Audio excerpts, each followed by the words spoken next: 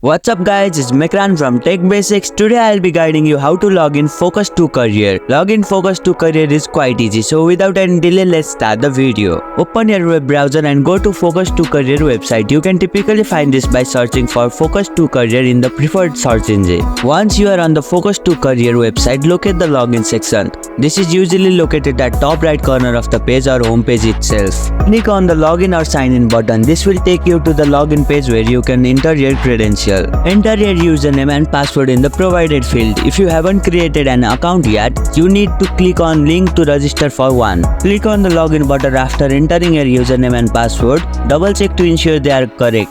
Then click on login button below the login field. Complete two-factor authentication if enabled. Depending on your account setting, you may require to complete a two-factor authentication process. This could involve receiving a one-time password sent to your registered mobile or email address. Enter the OPT in the provided field to proceed. Once logged in, you should be able to explore the career assessment, search for job opportunities, access career planning tools and more. That's it. You have successfully logged into Focus to Career. If you liked our video, press the thumbs up and share button. Also for more tutorials, subscribe us.